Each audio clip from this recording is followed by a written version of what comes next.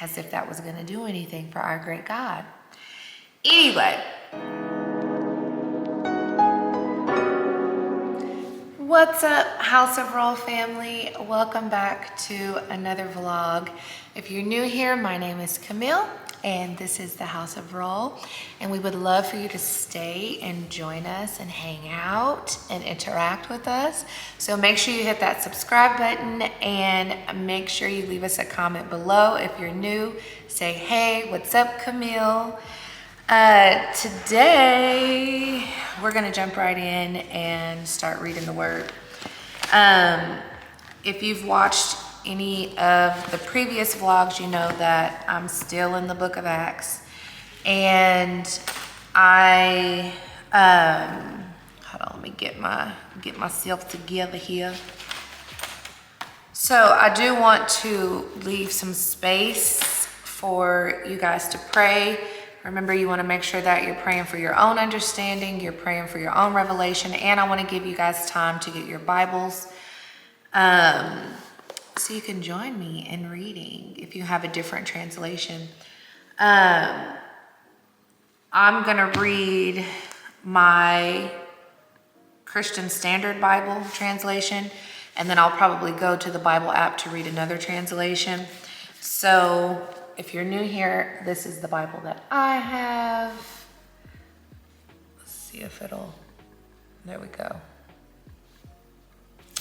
And I love it because it's like I believe it's a study Bible or devotional Bible.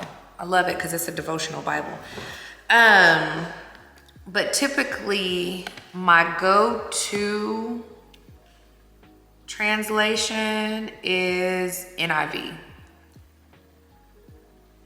I keep my Bible app on NIV. Message is my favorite, like, breakdown, modern day, understanding, layman's terms, / slap you in the face. That's how I feel about Message. But I've already prayed. I've already walked around the house and prayed. So I'm just gonna keep getting this stuff set up, and then I'll come back and we'll start reading.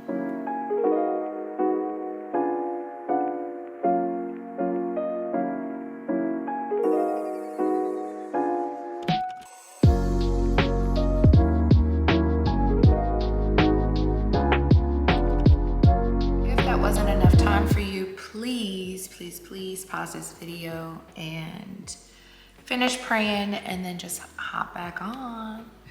I'm gonna pull up another version right quick.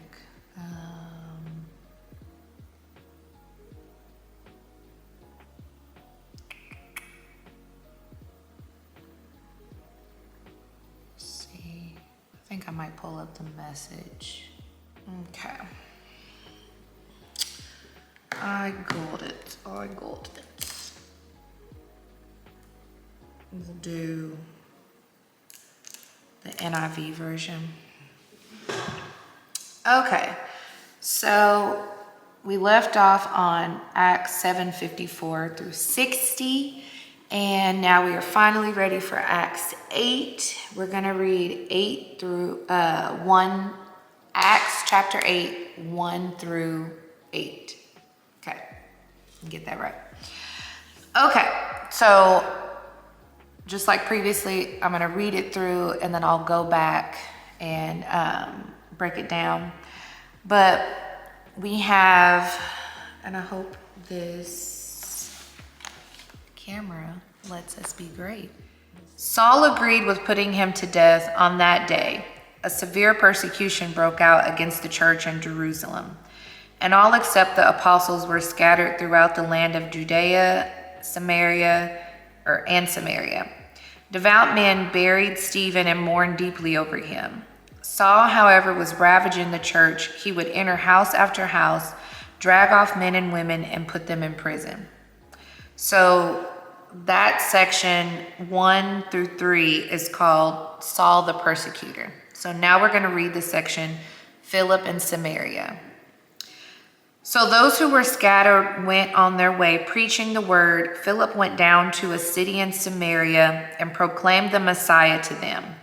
The crowds were all paying attention to what Philip said as they listened and saw the signs he was performing.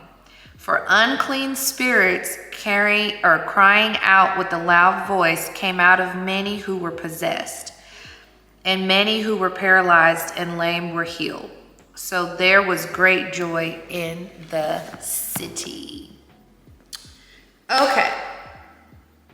And I'll read the NIV version after we kind of go.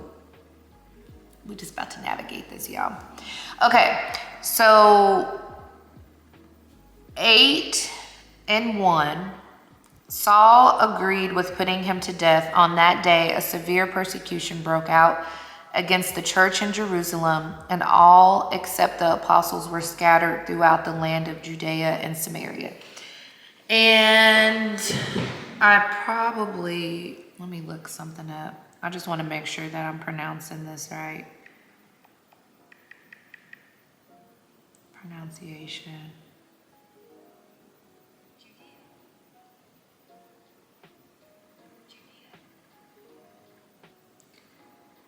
Judea.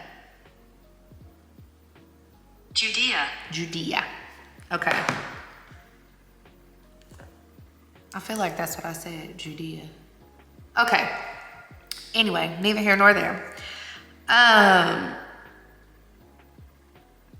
Okay, so remember the Jewish audience stoned Stephen to death after he basically gave them a rundown of their history and their ancestry, how they've been living, the things they've been doing.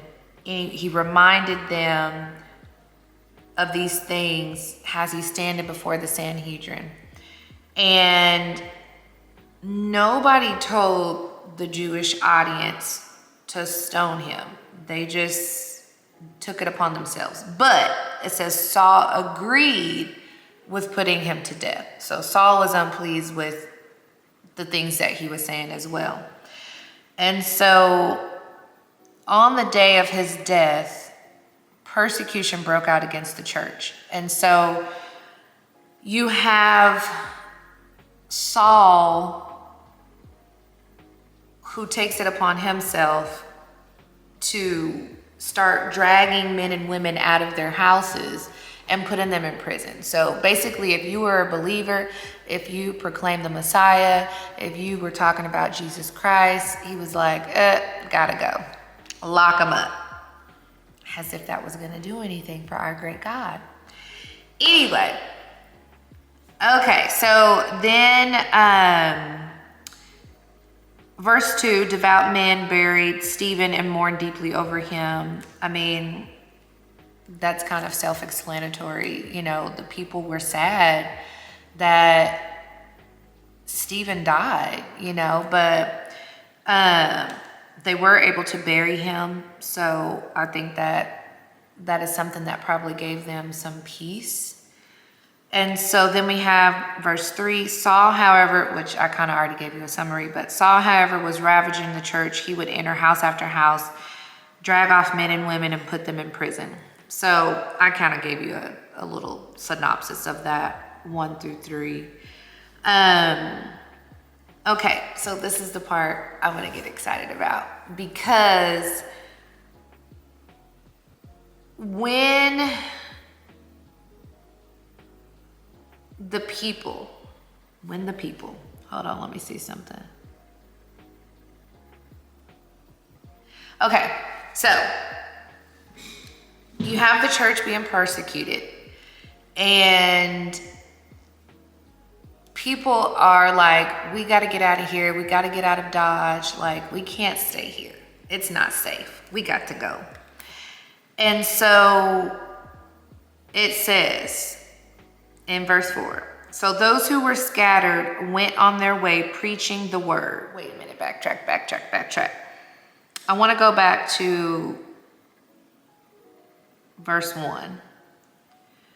The end of it, and all except the apostles were scattered throughout the land of Judea, and Samaria. So those who believed, those who proclaimed the Messiah, those who said he is our king, you know, they scattered, they fled, like they were in fear of their life and they didn't want to be thrown in prison. I find it interesting that everybody scattered except for the apostles. They stayed. They hunkered down. Okay, so now I'm going to go back. So now we're in verse 4. So those who were scattered went on their way, preaching the word. Okay, so Saul the Sanhedrin, the Jewish audience, I mean, they're probably all thinking like, yeah, they're gonna flee and all of this nonsense is gonna be broken up. Because God uses all things. And so even those that left, they still continued to preach the word. And so even Stephen just died, you know, from being accused of blasphemy, but now he's died on behalf of the name of Jesus Christ. And then you have Saul putting believers in prison, and yet they still went forward. They still went forward and they were still preaching the word. So then you have Philip, verse 5, who went to a city in Samaria and proclaimed the Messiah to them. And so Philip,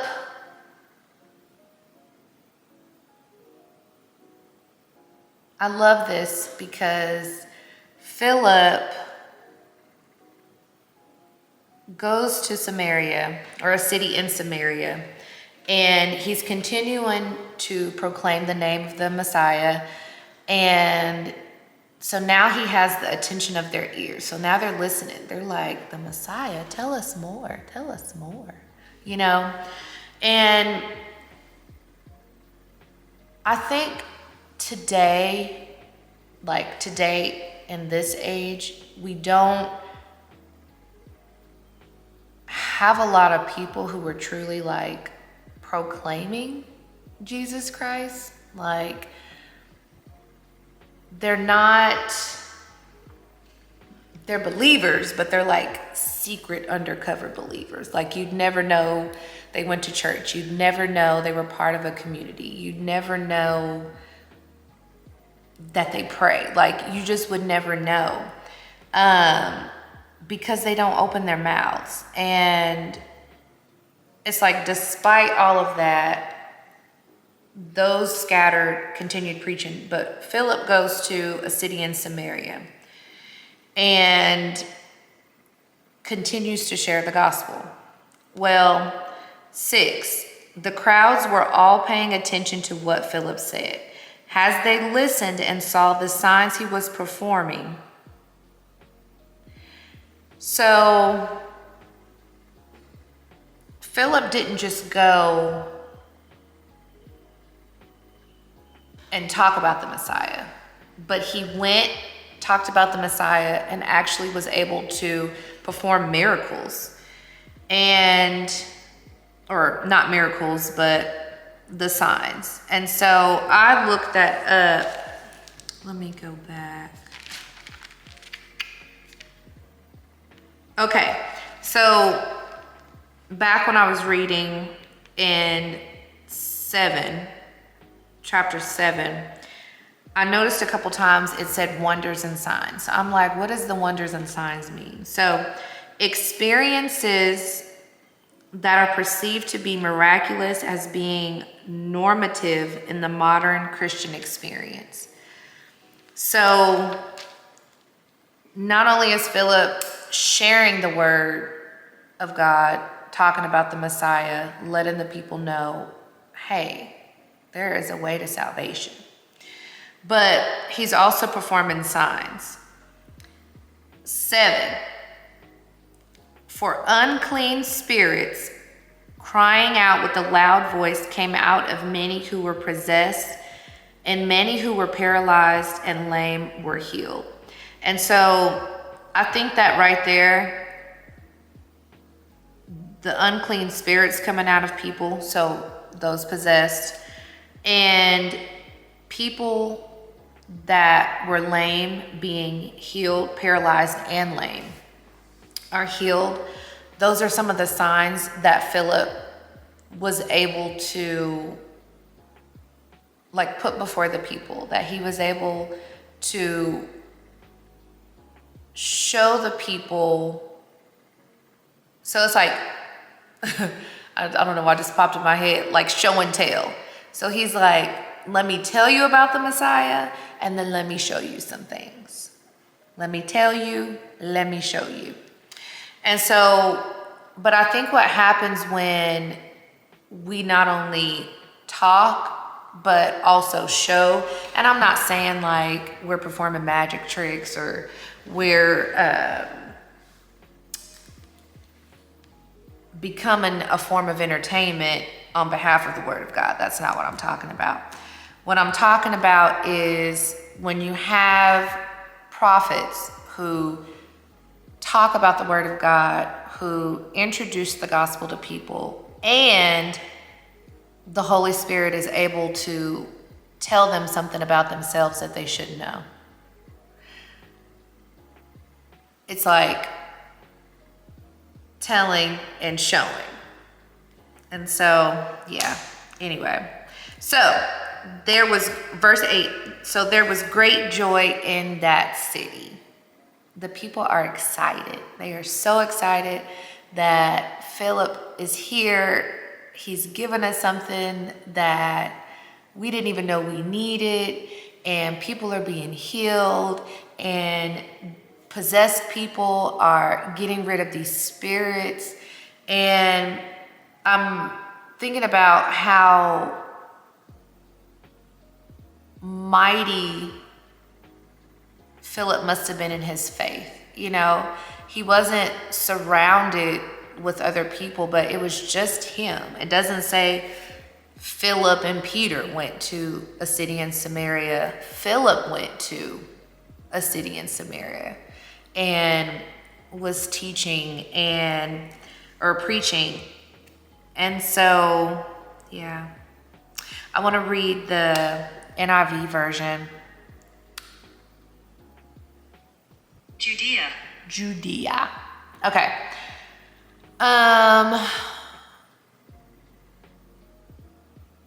So I'm reading the NIV version, chapter 8, verse 1 through 8. On that day, a great persecution broke out against the church in Jerusalem, and all except the apostles were scattered throughout Judea and Samaria. Godly men buried Stephen and mourned deeply for him. But Saul began to destroy the church. Going from house to house, he dragged off both men and women and put them in prison. Philip in Samaria is verses 4 through 8. Those who had been scattered preached the word wherever they went. Philip went down to a city in Samaria and proclaimed the Messiah there. When the crowds heard Philip and saw the signs he performed, they all paid close attention to what he said. For with shrieks, impure spirits came out of many, and many who were paralyzed or lame were healed. So there was great joy in that city. I'm reading this and I'm thinking to myself,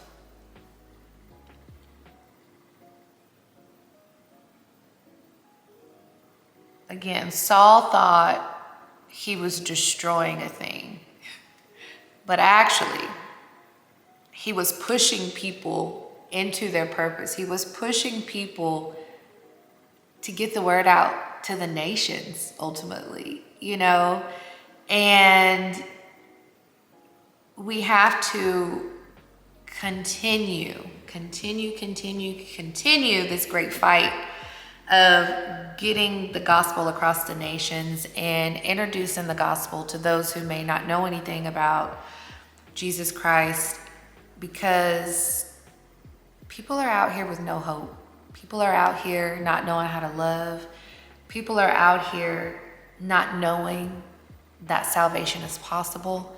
People are out here not knowing that there is true peace and true joy on this earth. And so we have to start opening our mouths. We have to start preaching Jesus Christ. We need to start preaching the word. And that's going to look different for every person. And so for me, it might look like coming to you guys and sharing with you guys what I'm getting out of this word. Or for you, it might look like working at McDonald's and having a conversation with a customer. It might look like you being a beautician and you talking to your hair clients about the word. You know, we're all responsible for continuing the gospel to move forward and to really move across the nations. And I feel like the Lord is putting a lot of people in position to do that. And he's pulling people out of the fire left and right. And it's so beautiful. And I'm excited about that for sure.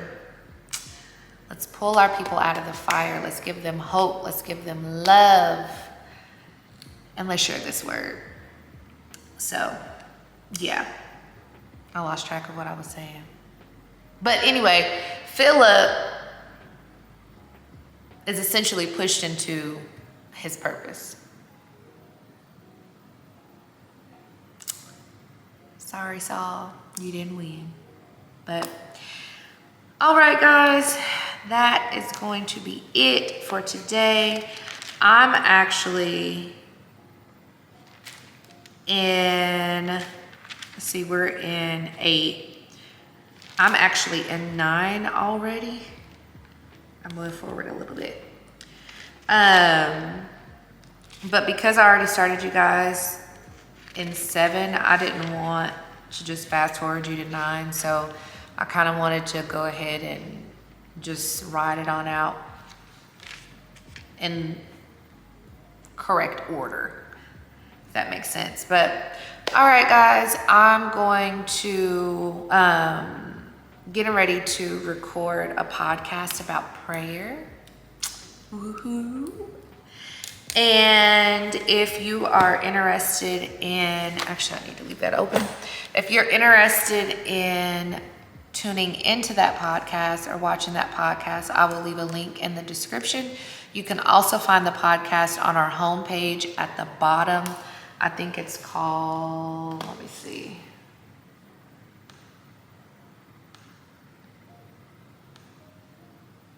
Yeah, it's called Featured. So at the bottom of our at the bottom of our YouTube homepage, there's a featured area and it has the Grace Podcast. And let's see. Okay.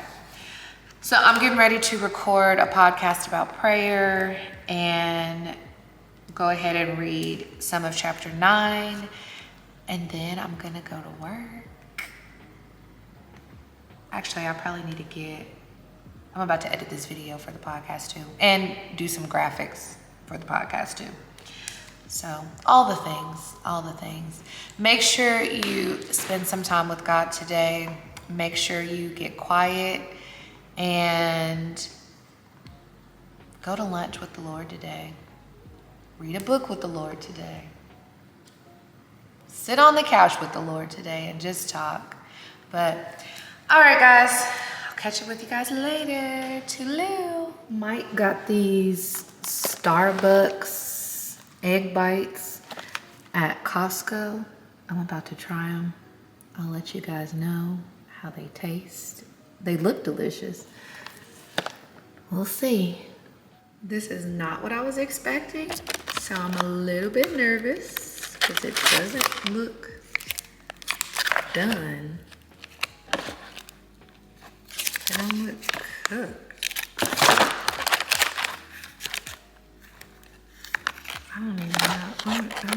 cook these things. Looks like you can cook them in the air fryer, toaster oven, or the microwave. I think I'm about to try the microwave. The air fryer would probably cook it the way that I like it. And we don't have a toaster oven, so microwave it is. I had to leave it in there a little bit longer than the recommended. And now, because it was still cold in the middle, I don't even know if it's not.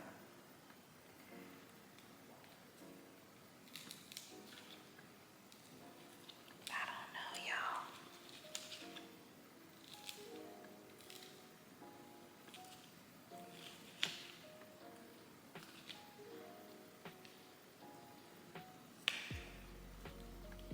y'all. Okay, so I feel like I'm gonna have to doctor this up, but let me taste it without. I think it would give me that crispiness if I did it in the air fryer, but.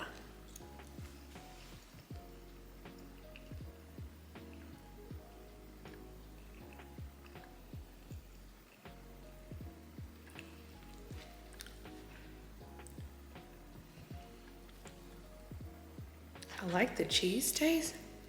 The Gruyere, I think.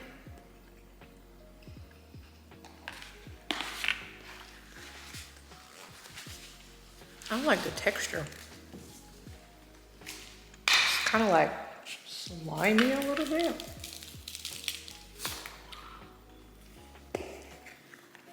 Let's see. I'll put some of my blend on it.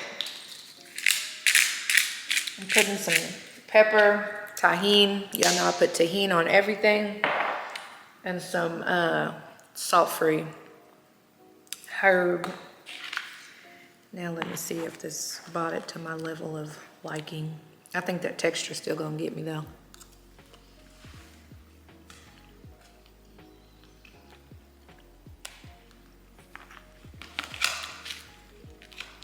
I think Mike would love these.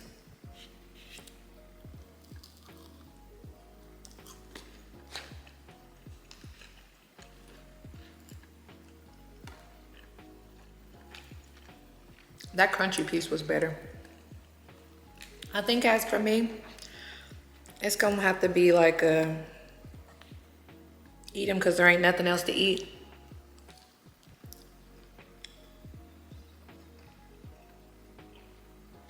It wouldn't be my go-to. Let's put it that way. It definitely wouldn't be my go-to.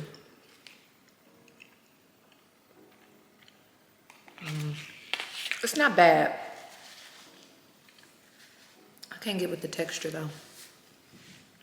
What's up, guys? It's Saturday, July 8th. And it's 11:19 at night. Me and Aislinn just got home. Mike's been home chilling. And I wanted to give you guys an update on the hair. This is what it's looking like. I have not washed it since I cut it. Let me brighten this up for you guys. So I haven't washed it. I'm getting ready to wash it. This is what the back's looking like. If you notice, like up here, it just looks more, let's see if I turn you guys this way. Up here, it just looks more full. So I'm getting ready to wash it for the very first time. And then I'm gonna comb it out. So it's been a week. It's been a week. I'm gonna wash it, comb it out, put product in it. I'm so tired. And eat some cereal and then work on editing the vlog that's supposed to go live tomorrow, but that's not gonna go live until Monday. Monday the 10th, but that's all right. It actually, I love it how it is right now, but it's so dirty. And it's like, it's been raining and so it's been like humid, but yeah. Still loving it. It just looks, I don't know. I'm loving the way it's looking right now. Now that I'm looking in the mirror. This is why I didn't wash it last night. Because this morning when I took it down, I was like, ooh. But it's time. Up here is rough, y'all. It's real rough, but the curls are still defined. It's still popping, but I'm gonna wash it and continue with this evening. Out of the shower, my hair is so fresh and clean. I already put product in it. Same product from the video from my haircut. And now I just have to wait for it to dry. And in the morning, it will look like something. It's 12:48. I'm tired, but I'm also hungry. So I'm gonna eat this cereal. Mike got this at Costco. I've never had it before. We're gonna see. Together we're gonna see. We both like this like granola thing. So I'm also gonna put it in here. So it's not just in this box in the pantry. Let me grab a bowl.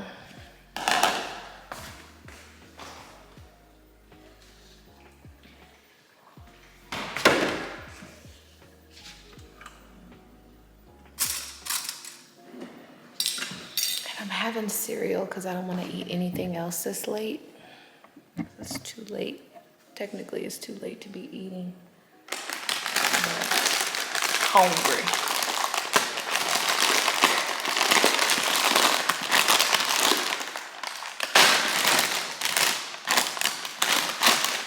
Looks yummy.